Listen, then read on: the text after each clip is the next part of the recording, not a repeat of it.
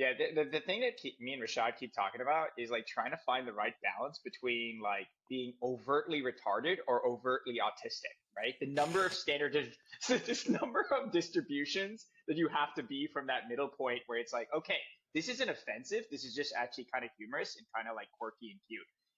It crosses this border into like, wow, these guys are a bag of dicks, or it's like, oh, they're like a sweet bag of dicks, right? Like that's the thing that we keep trying to find a middle ground.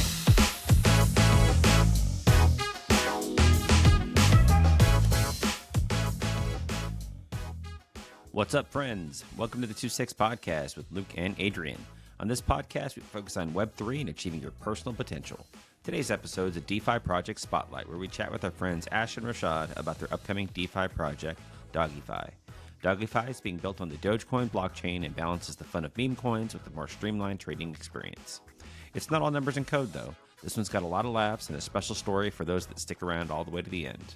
As with all of our episodes, none of what you hear today is to be considered financial advice.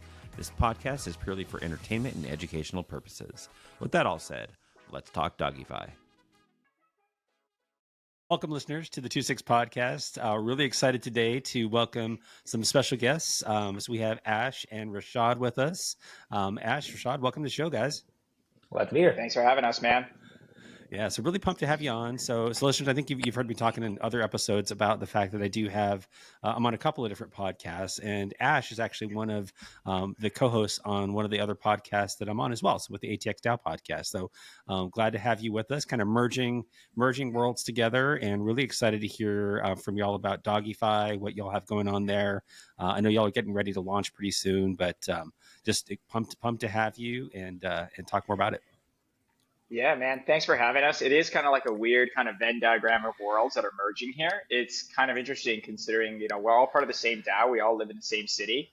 And, like now these worlds in like media and also like meme coins are like kind of like merging into each other. It's like a Marvel DC kind of mashup in a good way, right? Yeah. Deadpool meets Wolverine. There you It's go. like cross-pollination, man. Cross-pollination is the best part of this space. We all kind of mix in together, which is powerful in itself. But Ash, Rashad, if you don't mind, for some of the listeners, of course, just if you could like go into a little bit about what you guys are doing, what kind of motivated you guys, what are you guys doing exactly? Just kind of explain it to most of our listeners are Web3 based. So, any strategy you want to basically kind of put out there in terms of style, shoot it out and let us know. Sure. Like both Ash and I, we were part of the Bitcoin Startup Lab, and we were trying to find some ideas that we could try to validate. We had iterated through some stuff like around machine learning and data availability, but we realized those ideas basically just take like $1 bajillion of capital and 1,000,000 years to develop. We decided to see if we could potentially find somewhere else we could add value. So we're both historically DeFi builders. I've been building in ETH and Arbitrum ecosystems for a while, Ash, ETH, and Cardano. So when we came across the Ordinals ecosystem on Bitcoin, we kind of realized there might be an opportunity there. And in particular, back in January, we found a community hosted by a guy called Books on Twitter. And they were doing stuff around the Dogecoin dogs. And I thought it was just like the coolest thing. And I dug into it a little bit more, and as it turned out, this entire Ordinals ecosystem that exists on Bitcoin also exists on Doge. Like, it was basically this $200 million market that had just basically come out of nowhere, and it was just getting a lot of hype on Twitter at the time. And we realized after we dug into the space, like, there's just so much inefficiencies in the way these marketplaces are built. So we just went ahead and built DoggieFi. So we're basically just trying to make the best possible place for you to trade inscriptions, DRC20, Dunes, DIPE, whatever it might be on top of Dogecoin. But yeah, Ash, would you want to add anything to that? Yeah, I think that's a pretty succinct explanation. Like what we just saw is it was just by pure circumstance, right? At the lab, like or at this incubator.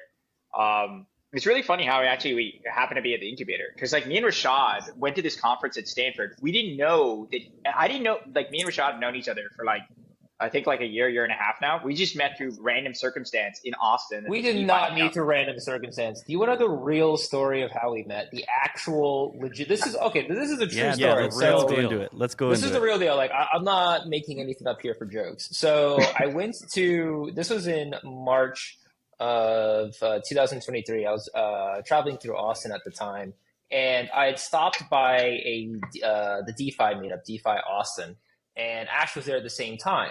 And at the same time of the meetup, there was also a secondary meetup going along for Oracles, like one of their networking nights. But they had ordered a ton of guacamole and chips, and every table for the Oracle event had guac and chips. And I was very hungry, and we were coming back from ordering the beers, and I saw these guac and chips just sitting there, all the Oracle people talking, no one eating the guac and chips. I just looked at Ash and said, man, I think we could just take the guac and chips. They're not going to eat it. And then Ash just looked at me and said, are we really going to take the chips? And without answering him, I just walked up and I took it. And Ash took another basket as well. And we brought it back to the meetup. That is not accurate. I am not an accessory to the crime. I was a witness to the crime. So that's a different kind of level of sentencing that was there. You know, just in case Larry is in fact listening, you know, that motherfucker is a samurai, you know? So like, you know, there is that. But yeah, I mean, like we met through this random circumstance, right? But I really had this like kind of like Zen approach to the universe puts you in the places that you're really supposed to be, and the people that you're supposed to meet are the people that are, you know, going to add to your journey, right? But we met, and at that time he was working elsewhere, I was working elsewhere, and we both happened to be at this conference at Stanford, and there was this like I think this FHE talk or this cryptography talk at Stanford for this technical crypto conference. And literally the next talk was this guy who was hosting the incubator. And then we just happened to be at that talk. And then I ran into Rashad outside. And then fast forward like a month or two, we were like, okay, yo, let's fucking do this thing on this incubator. And that's where we are. But, you know, I say that because like I just really think it was pure circumstance that Rashad was on Twitter at that day. And he went to this Twitter space and we discovered this thing. Because we were encouraged to basically look at like any kind of surface area for deployment to like help see if there's any kind of problems that are there, validate those problems, and obviously like try and see if we have the technical skill set and the mathematical skill set to like deliver on that.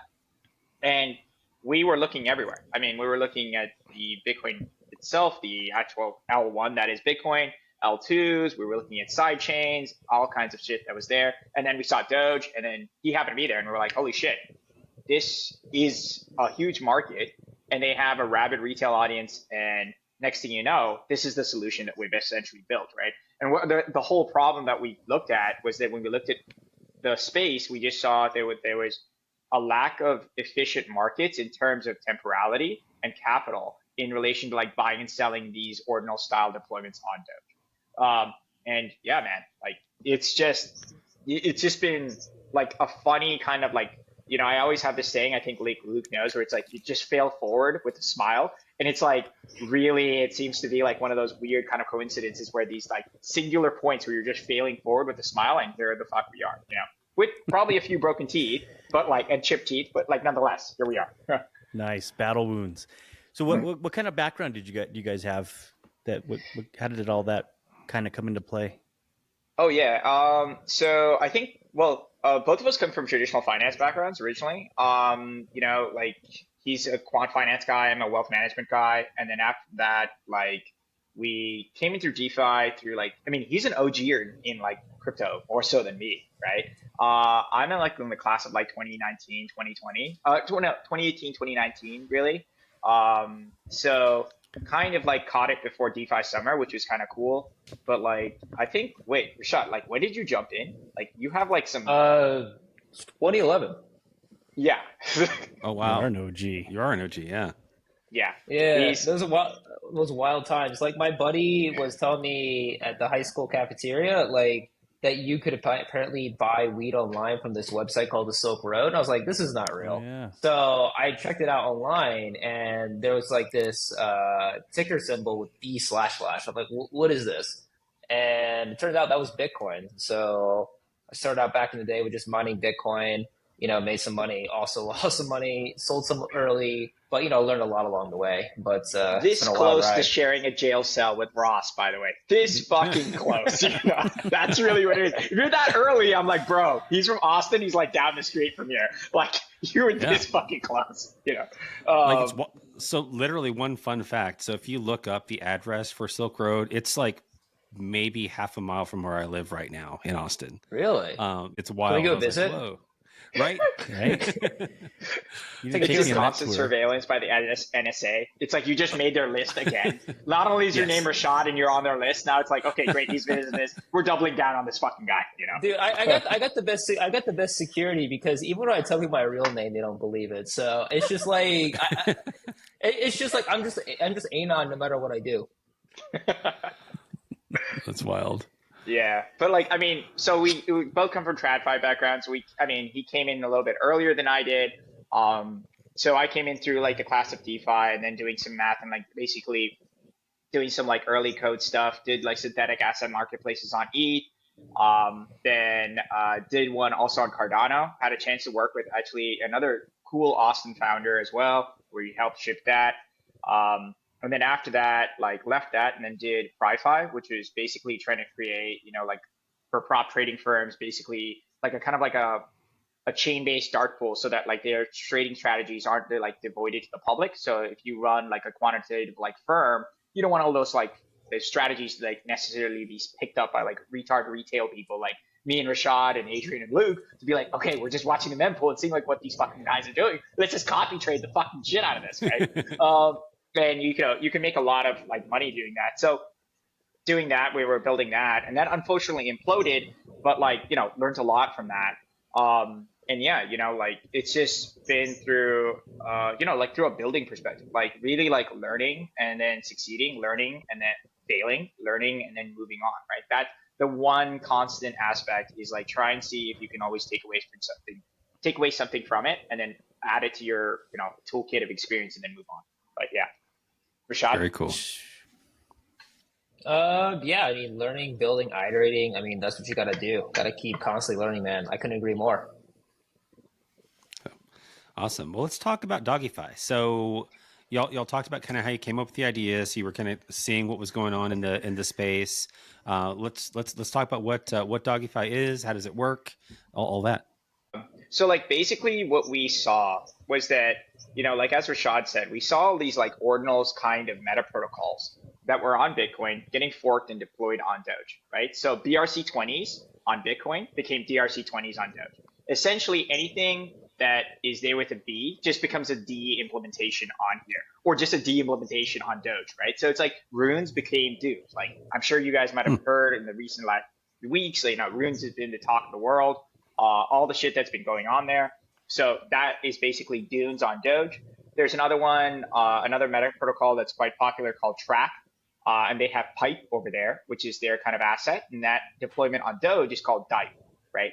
So these meta protocol assets are currently being traded on like these various marketplaces. And what we see is that these marketplaces are not unified, right? So like you would have to only go to a Dipe marketplace or only a DRC20 marketplace. And moreover, it's an auction buy sell style marketplace. So that means, you know, for those people who are not familiar with an auction buy sell style marketplace, imagine like Luke and Adrian want to trade DRC20s, right? Like, so basically you have a bunch of Doji, which is like the most popular like TVL based kind of DRC20 right now. I think it's like around like 40 million or something like that. Like imagine you have like, let's say 1,000 Doji. You want to sell that Doji to Adrian, right? So you like list that in a marketplace and you say, okay, I'm going to sell 1,000 Doji and it's going to be at this price, right? But now Adrian has to go through like 10 or 15 pages to particularly find your allotment that you put on there. Meanwhile, wow. I can see that like Luke is going to sell this Doji and I'm like, okay, you know what? In order for me to like make it more of an attractive offer, I'll be like, hey, I'm just going to make it like 1,000 Doji and make it like undercut you by like, you know, 10, 15%. So theoretically for Adrian, he'd be like, oh shit, not only has it been a while for me to discover Luke's allotment, but like Ash's allotment is theoretically cheaper, so I could buy him. So this is literally a very inefficient marketplace, right? So like we just wanted to build like an EMM style DEX. So the incumbents in the space have pretty much adopted this kind of structure of auction buy sell style because of the limitations that Dogecoin is, like on a technical level, and like Rashad could break down into it more. But essentially the tools that you have on Bitcoin even, like, you know, like I think we have we don't have SegWit in Doge. So no. we also, and we don't have Lightning as well, which are like these kind of key kind of like technology frameworks, which are like better enable theoretically like these kind of deployments. We don't have Taproot. We don't have Taproot either, and like, Oh, wow. but like you don't actually need any of that stuff. So like, but it is a nice to have. Yeah. It's It's very definitely nice nice to have. It makes doing transactions a lot cheaper. I mean, if you have segregated witness, obviously you don't have to include the full transaction hex when you build these things, which obviously reduces the size of the PSPT, reduces the fees you pay. So Taproot transactions are easier, cheaper. But like, you can also put more data in them as well, which actually lends themselves better to inscriptions. But you don't, strictly speaking, need Taproot to do any of this stuff, right? So, like, I feel that the Taproot wizards, basically showed us what we can do and how we can leverage Taproot, and there's certainly been a lot of innovation coming over from their side of the house, and I'm really excited to see where all that goes. But strictly speaking, it's not necessary with like very classical transaction types, like pay to script hash, for example. You can do all of that just directly on Bitcoin or Doge. Oh. And that's actually the basis of like how we're able to do everything on Doge. We just do legacy transaction types. So we're like basically using a more antiquated but still like workable, kind of reliable kind of framework to deliver an AMM style DEX experience for users, right? So think like Uniswap style deployment and like natively on Doge. And not only do we want to make it like just for an Uniswap style deployment for DRC20s, we're going to make it so that it works with Dunes. So it'll be cross like protocol like ready. And so it doesn't make a difference. And the other thing is like we want to build a borrowland as well. So right now we see that there's a lacking borrowland market. So we just figured like, guys, let's just build a whole fucking stack here. And then these assets, we believe that like these assets are going to go from a market cap of like anywhere between 80 to 200 million to like $1 billion. Because ordinals within a period of year went from like something like that attracted as well. Like they went from like, I think like 50 to 80 million dollars to $1 billion by $900 million by the end of the year. So it's a huge asset class. And it's like, we also have this thesis that like, we don't think retail will survive long-term on Bitcoin L1. Like all the ordinals and rune stuff, like I think gets prohibitively expensive for you to speculate or actually, deploy the compute thesis on the L1 for retail participants as Bitcoin gets more expensive. So if it hits like 200,000, 300,000, 400,000, it's like, bro, like how the fuck are you going to be affording to like even pay for the gas for this shit? For some speculative asset, and maybe you want to go elsewhere. And now we think that Doge will facilitate that well. So we think that like building a protocol level stack would be a really good thing.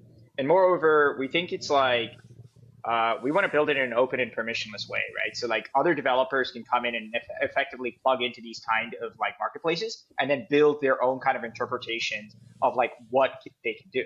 And that I think is a powerful kind of ethos that, is good, right? It's building compute on these kind of chains, and it's also utilizing all this capital that otherwise was never usable. Like it has $25 billion in it for 13 years. You couldn't do shit with it, right? Like I mean, you keep it and it's part of the vibes and the culture, but like applying that asset in some kind of way is very, very important, right? It extends the relevancy of this asset and this chain. So yeah, that's effectively what we're doing.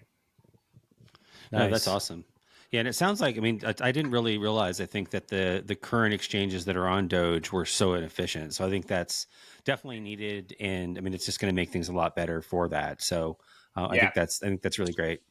Yeah, one of the other things that that we found out was that like one of the exchanges, we're not going to say who, but has a huge fucking security lapse. I think it's Rashad's like favorite exchange to be like, whenever we're in a call, is like, look at this fucking thing. I can't believe this thing still is on. I won't say the name of the exchange. So, like, I think that some people are going to relearn the lessons of the past again.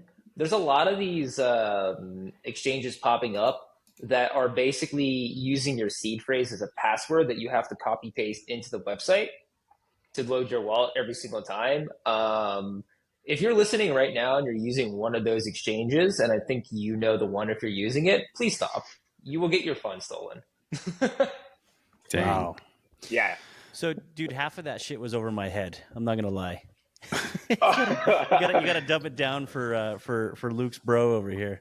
I am the younger brother, by the way. No, but just kind of curious. Obviously, I'm more of on the. It's like talking to a bunch of devs, dude, which I love. I love the technicality of it all because I do understand some of it for sure. But how do you guys like? Is it going to be something that's how's the usability of the app or the exchange in itself? And what is, I mean, I don't know, everybody's so like speed based, you know, how fast, I don't really care how fast it is, but like, what is the gas generally going to be looking like? Just some of those, you know, the usability and on ramping people, how are you guys going to be able to do, I guess, get over that, those hurdles? Yeah. I mean, not necessarily hurdles. Yeah, but that's just like a great you can get into it. question. Like, and you know, we put a lot of thought into UX and, you know, basically user experience because that's very important to us. Like in terms of usability, the current swap is designed to be a bit reminiscent of Uniswap. So if you like Uniswap's UX, you'll probably like ours. And as well, like the fees on the platform are significantly cheaper. I was doing some testing transactions earlier. It was looking around 1.7 Doge for all ends of the swap. So based on current market prices, that's probably something around 17 cents USD. So like you're talking a factor of like 100 times cheaper than doing this on Bitcoin just for exchanging these types of assets. That's also significantly cheaper than trading it even on the ETH1. And with that being said, too, it's not just about cost. Like it's just an overall much better experience. So we've gotten the process down to a 1 minute confirmation time, which is also the block time of Dogecoin itself. So you're basically ready to go to trade again the next block. So we're as fast as it gets, as close to the wire as possible. And I think it's just going to be a great experience for our users. Yeah, ultimately for us, we realize like, you know, like I mentioned, this auction buy sell style marketplace, like this, like trades can take anywhere between like hours to like a day or two to fill, depending on like how lucky you are to get this done, right? And Oh, it's that's a just good point. That is a like, fantastic point. This is so if for those who haven't traded ordinals out there, like this is important to keep in mind. Like, so if you've ever like, have any of you guys like ever tried to sell like one of your ordinals? Have you used Magic Eden, for example? I haven't. No. I have not either. Nope. Okay, so I sold one of my ordinals recently. And from the time that I listed this thing to the time that I actually got liquidity was about 4 weeks, right? Wow. Which is insane. And the reason why it takes so long is because you basically have to wait for someone to come along and then fill your listing. Now, to give fairness to Magic Eden, they have instant price quotes now, but then you have to kind of like take a worse price. But there isn't really any good solution for I want a good price and I want fast liquidity, right? And that holds true not only for ordinals, but for BRC20s, runes, and the Dogenals ecosystem. So like with our platform, basically it's just one click buy sell, which I think just eliminates the liquidity issue. So I think it's just a massive, massive improvement. yeah, Yeah, that's awesome. so from a trading experience, like I said, it's a, going to a much more simplified, like already like crypto native kind of standard experience, which is like Uniswap, right? Like we think that, you know, we have these different kind of implementations of like order books and like auction buy sell style and like just AMMs. But it seems like the UX battle has already been won. Like it's just a swap like Uniswap. And like everyone kind of understands that. And it's also like it's easy. Like I can teach my mom how to use Uniswap, right? And I have tried it. I have tried and I've successfully done it. Like she's gotten it now. It's hilarious. It's only taken 3 years. But that being said, it's her impetus to like actually want to learn this was that like she saw a cute little puppy which is on Doge, right? And then like she was like, okay, let me learn this. And you're building this kind of cute thing on Doge. And like, yes, that's what it is, right? But it's simple, right? It's intuitive and people can get it. So I think a retail audience can actually grasp it. in terms of like bridging or like lowering this barrier of like getting people to adopt this, right? I think like one of the reasons that also kind of like cemented the direction that we want to go to build on Doge was exactly that point that Adrian brought up, right? It's like, how do you get users to come on here, right? Because like in crypto, we have this cold start problem, right? And it doesn't make a difference if you're an L1 or an L2, and I'll get to the L2s later. The problem is like we're all trying to fight for the same body of users, right? We can't ever get users outside. So you basically companies raise all this fucking money, and then what do? They spend all this money on trying to capture users, which is sensible. But the problem that they're trying to capture these users from is they're trying to capture them from like other kinds of ecosystems, right? They're like, oh, we want to try and capture the Solana ecosystem users on here. We want to capture the ETH ecosystems on here, and AVAX and all this stuff. And I'm like, guys, this is like trying to slice the pie down. This doesn't make any sense. You have to think about growing the pie. So like if you talk to your mom or dad or like non-crypto people, right? Like the funny thing is they won't know an ETH L2. They won't know a Bitcoin L2. They won't know Bitcoin sidechains, or maybe they might not even know AVAX, right? Maybe they might know COG, right? Because it is kind of like it sticks in your name, right? And after your event, I'm pretty sure it'll be in their mental, like, mental castle that's there. But like I think that people know Bitcoin and Dogecoin a lot more, right? There has a lot of brand equity that like cuts right through for a retail audience to be like, oh, I know that thing. Oh, that's that crypto coin with that dog, right? Yes, yeah, that is in fact the case. That solves a lot of problems in like for a retail audience to try and understand like, oh, this is the thing, rather than take them into, oh, this is ETH and everything else that's there, and this is an L2 and this is the reason why. Like I think that's a good way to try and get retail audiences by choosing to build on something that has a lot of brand equity and can be parlayed and be captured by like retail audiences. Yes, it's a little bit more tougher building on like UTXOs in general, and especially like Doge, right?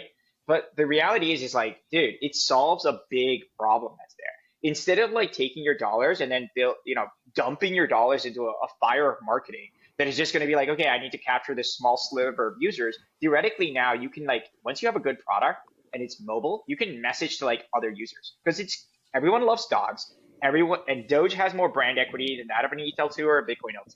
So it's like, you should be building it. So I think that's a good way and a strategy that we're also relying on to try and capture that next wave of users that are not maybe crypto native, right? Because we want to build like a marketplace, but there is no doubt for us that like, we want to be mobile. We want to be cheap and fast and easy to use.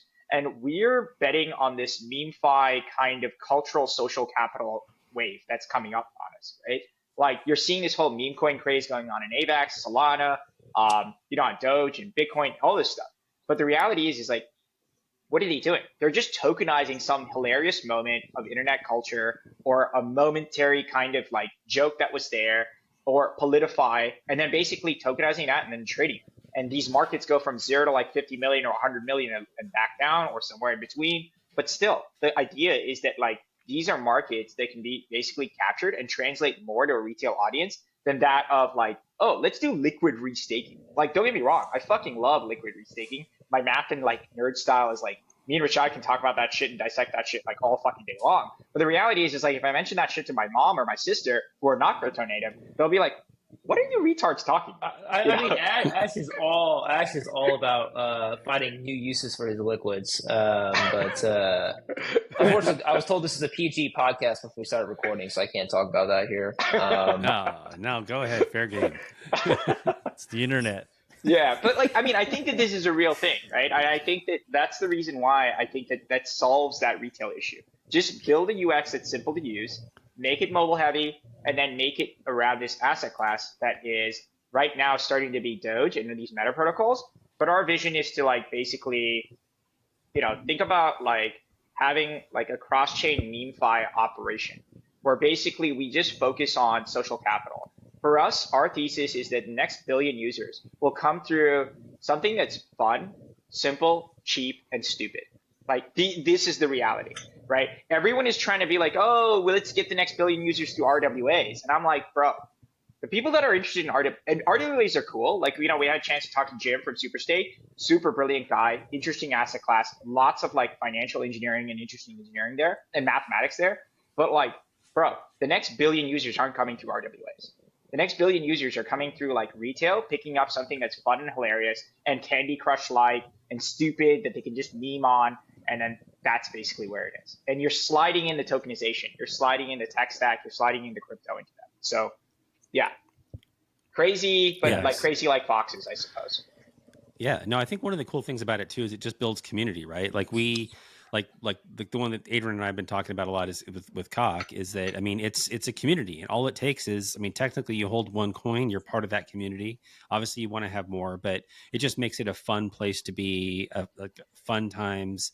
You know, you don't think too much about, like, I know like a lot early on with Doge, especially too, like you could use it to tip people, that kind of thing. So yeah, Tipping Tuesday still exists. It's on Twitter. Go on and Tipping Tuesday. You go on to the Tipping Tuesday on Twitter and just share your My Doge, and there'll just be people dropping Doge for you. But I think like the more important takeaway here is that, you know, we are facilitating the accrual of social capital, right? So our fundamental goal is to make it easier for people to basically exchange ideas, to exchange memes, and to basically have fun. Like fundamentally, like, you know, like we are very much a left curve product and a right curve wrapper. You know, like it's kind of seems kind of dumb in front of the surface, but there is like a lot of real tech under the hood that actually makes all of this possible. And we just want to gamify that experience, and we want to make that as fun as possible so that people can just, you know, have fun doing what crypto was meant to do, which is basically to exchange ideas, fundamentally more than anything. I'm a little curious, and by all means, tell me if this was already answered. But you know, I'm so used to, you know, I've done some Uniswap stuff, some Trader Joe, mainly on Avalanche. But in terms of like making these trades, if I'm wanting to buy some of these meme coins or just coins in general, what are you guys doing, or where do you guys start off with like liquidity pools? Is it single site staking? Is it liquidity pools in itself? How does that all start? And then I think you also mentioned you guys are creating your own coin as well through this. We will be, yeah. What is that process looking like in terms of launching that token? Sure.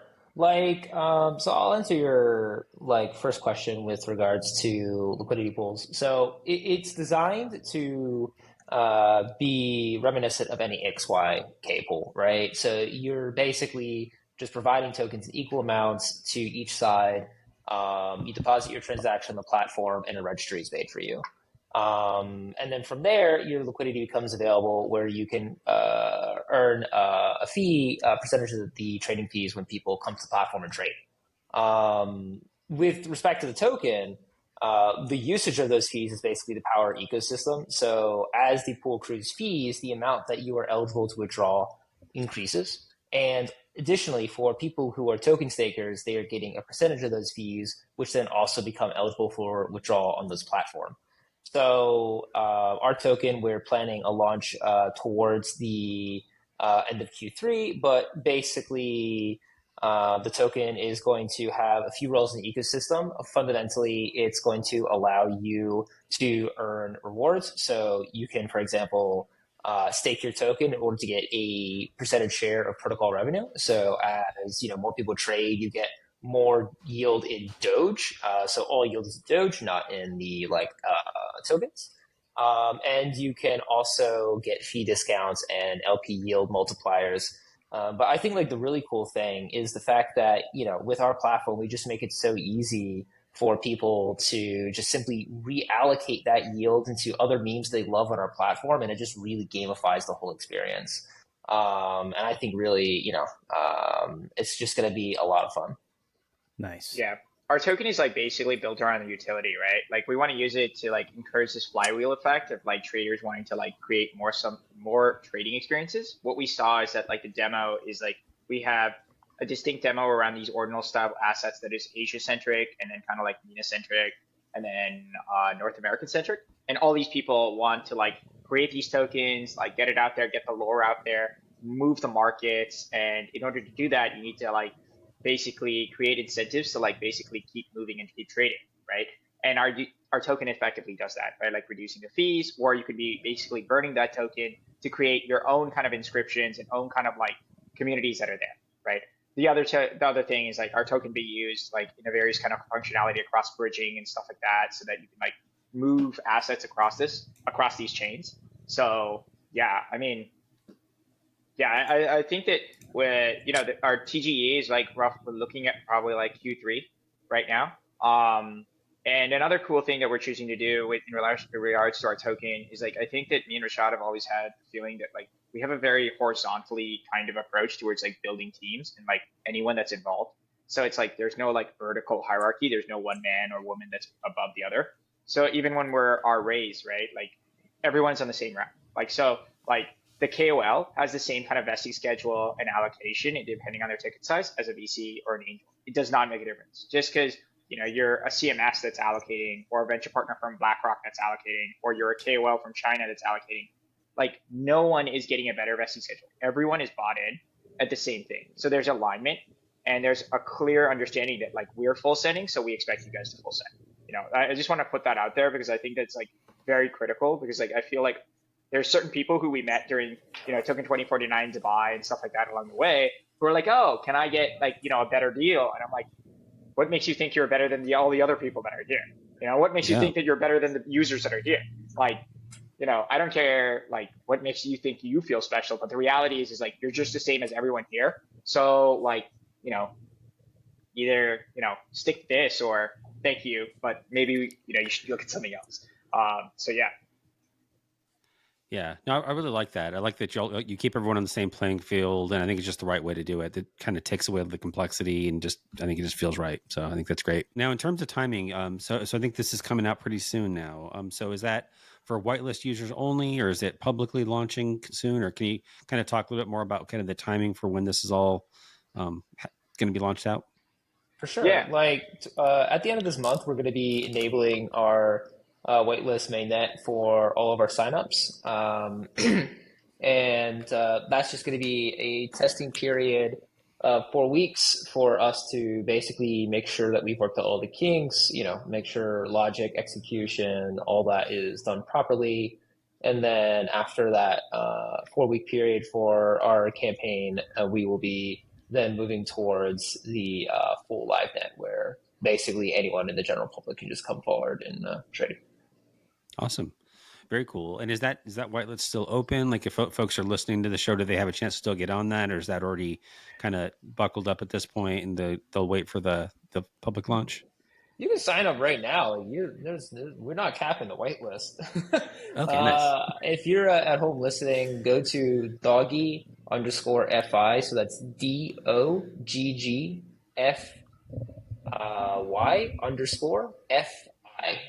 Go to our Twitter. We have it as our pinned tweet for our type form. Fill out your information. Put in your Doge Labs or wallet DRC 20 address, and then you'll be good to go for the whitelist. Awesome. Very cool. Yeah, definitely looking forward to checking that out myself and just doing some testing on that. So that'd be really cool. Well, this has been awesome, guys. I really like the tool. Anything else that you think would be important for listeners to kind of know about in terms of kind of what y'all are building, how we're getting it set up, or just things to look forward to?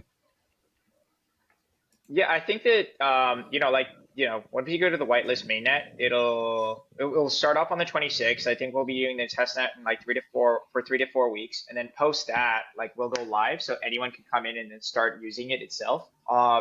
And then I think what we'll be probably doing is that we've already had the Borrowland kind of like already archetyped out, so we'll be going to immediately shipping that stack itself. And one of the other cool things that I think is not mentioned very often is that we own our kind of own infrastructure stack over here. Like the kind of the way that you think like ETH works with like oracles and indexers and then the protocol level kind of deployments, that architecture is radically different on UTXO kind of base models. Like for us, you have the indexer that basically creates the global state consensus. So in a way, it acts as like, the thing that provides the price feed. It also commits the actual transaction to the chain. And in a way, it also like becomes a canonical kind of record of like what the heck is there, right? So that like kind of like level improvement, we kind of had to build ourselves because we saw that like some of the public level infrastructure wasn't very good. So we have had the unique opportunity to go back to the incubator and actually speak to like this next cohort and tell them like, hey, if you guys are considering and validating ideas, like, and you're going to build on those, like we have this infra stack, we can let you plug into our infra stack, and then you guys can build this, like, build out whatever other kind of protocol employments you really want there, which is kind of cool to think about. So yeah, I think that's kind of special. And the other thing is like, we really want to be open and permissionless. So we want to like let other people to really come in here and then like use our GitHub and then like, use our Medium to be like, hey, you want to build something else? Like you can build something else and then plug in, or, take your own interpretation of things. We just want to make sure that the stack works properly so that there's no contagion that occurs. But essentially once that happens, yeah, we'll be just kind of like opening it up so people can just come in and like build shit. So that would be awesome. Nice. Dude, and I know you just came back from Dubai, dude. So are you guys, since you guys are both out in Austin, correct? Yes. Yes, sir. Are you guys attending Consensus at all? Oh yeah. I think that we're going to be hacking too. I think that we've signed up for the hackathon. So us just wanting to just be like, hey, it'd be kind of nice to like, put aside this work that is fun and then do some other work that's also fun. Is kind of like built into us. So I think that we're going to be doing some hacking there. And at the same time, we're also going to be, we're also going to be like obviously going to a bunch of meets like that are there. We're trying to close our round too. So that's another thing that's happening. So we'll be having a series of meets with like VCs and investors and a few angels, which is kind of cool. But yeah, man, like it's going to be awesome. I'm looking forward to seeing you guys there. Definitely at the cock party for sure. But it's going to be wild. Yeah, and I think they're going to come to the Bill Murray one too. I think, right, Ash? Yes. Oh. Yeah. I was gonna. Rashad doesn't. I messaged Rashad, but I think that he was like half awake, and he was like, "What? What's going on?" And I was like, "Bro, like, Luke has gotten." I asked Luke for a +2 so that we can go see Bill Murray at this party, and it's like you haven't lived until you've like at least like partied with Bill Murray once in your fucking life.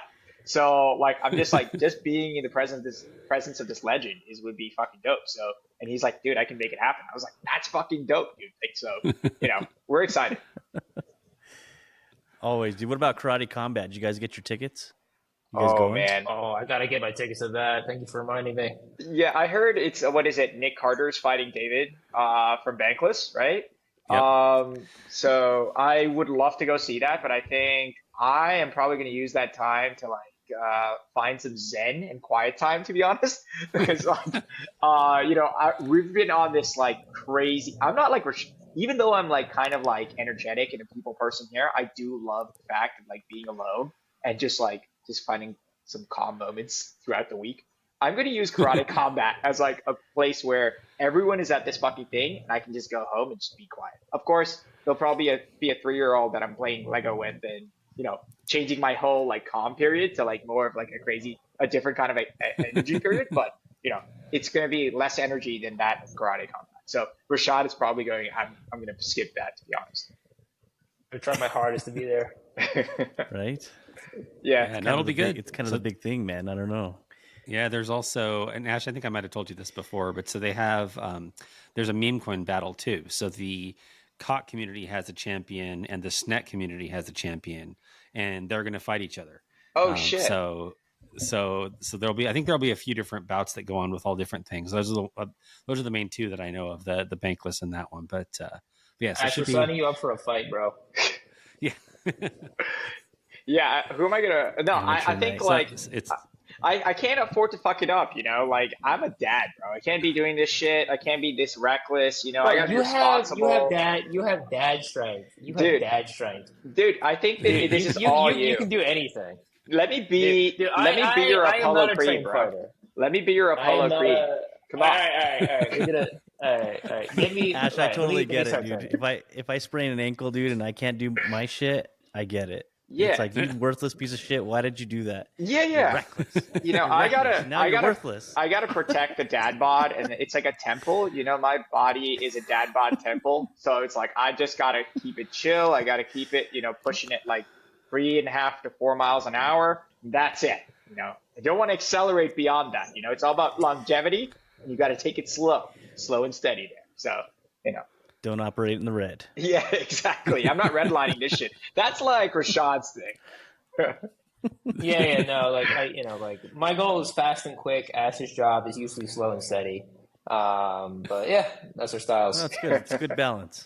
Yeah. Kind of sounds like me and Yin Luke and in yang. different ways. Exactly. Awesome. Well, guys, it's been awesome to have you on. Just real quick before we close out, if you want to just share with listeners how to find DoggieFi, how to find y'all on socials, just how to stay connected with the project, that'd be great. Yeah, so our Twitter is doggy_fi, as Rashad retardedly spelt it. DOGGYFI555, it seemed like, but Bro, it's really even you spelled it wrong, bro. DOGGY_FI underscore. The underscore is important. yeah. Underscore stands for retard. So yeah, it's doggy_fi. I'm at Ash in the Wild on Twitter, so you can catch me there. Ping me, and follow me, and then message me, and I'd be happy to connect. But yeah. Yeah, and you can also follow me as well. So I'm Inspecta Woof. If you inspect the deck from the Wu-Tang fans out there, Inspecta Woof on Twitter. And you can also follow me at Rashad0101. But yeah, it was great speaking with all of you. Awesome. Well, guys, it's been awesome having you on.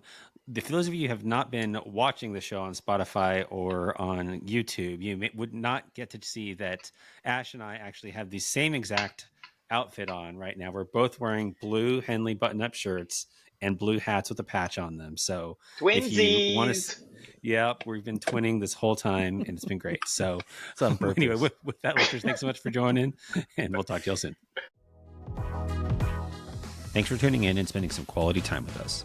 We're all about bringing value, and we hope today's episode hit the mark for you.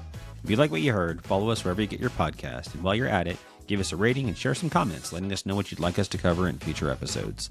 If you know someone who'd appreciate our content as much as you do, we'd love it if you shared this podcast with them.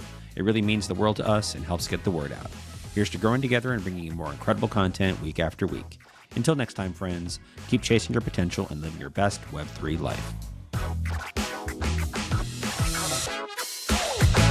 So the story behind Furry Dick goes back to college, like freshman year in college. So we had community showers and shit like that. So, we went to the community showers, and there was this dude who lived I think four rooms over or whatever. And I think we just were coming back from intramural football or something like that. Or we're all getting cleaned up. We're in there, and we've never seen this really dude outside. He was just there in the moving day, and then after that, I've never seen this fucking guy, right? It was the weirdest fucking thing. And I'm bro, I'm going to class in the morning, I never see this fucking guy. I show up late at night, drunk as fuck, I never see this fucking guy. I'm leaving this place for doing other things. People are leaving the room, never. This place is always closed. But anyways, this one day we come back from football, we're back there, we're taking a shower, having a good, hey, we're getting cleaned up, we're gonna go to this party. Yeah, it's like an 80s kind of shower scene, right? Let the good times roll, I guess. But so here he comes. I'm not going to say his name or whatever. And so he walked into the shower, and I swear to God, bro, it was I'm not a child of the 80s, bro, it was the most legendary bush I've ever fucking seen. It was like a thick-ass Bin Laden style beard on a dick. And I was bro, that's the furriest dick I've ever seen. And we were, and ever since then, it's been part of this weird inside joke with a bunch of our buddies about Furry Dick. It turns out Furry Dick is actually a really nice guy. Brilliant mathematician, actually. But insane, more known for his furry dick than his math, at least in those days. I'm pretty sure his professional circle now, I think he's somewhere up northeast, teaching or something like that, I guess. But I don't think he's known for his furry dick anymore. But he's a good dude, and that's the legendary furry dick. He came up through that. I can only imagine that every time you say that word, it gives you the visual. I mean, it's the only words that I can just, I'm just amazed, or it's kind of this is, it's like Odin's beard, in a weird way, that's just personified in the genital area, which is bro, I mean, it was glorious. It was like, I'd imagine it took a lot of time. It took a lot of care to get to that level. So, I mean, it's got to be impressive. I mean, his commitment to his, Bush style, like nostalgia game is like pretty impressive. Furry Dick, like legendary dude. So yeah, that's how Furry Dick came out to be a thing. And basically me and a bunch of buddies, like still have the legend of Furry Dick, like lives on rent free in our minds. And that image lives on rent free in our minds too. But yeah, if it wasn't for him coming in there, and the Furry Dick story, we would have never met this guy. And he was like actually a pretty cool dude. Really, really smart guy. So yeah, that's how we have Furry Dick. Now we're trying to convince the VC to be like, hey, we're going to name this Furry Dick. You're going to have to write the investment memo for like, why do I have a $400,000 exposure for like Furry Dick? You know, it'd be hilarious to see that happen, you know. That itself would be like meme lore to like an institutional level player. So yeah.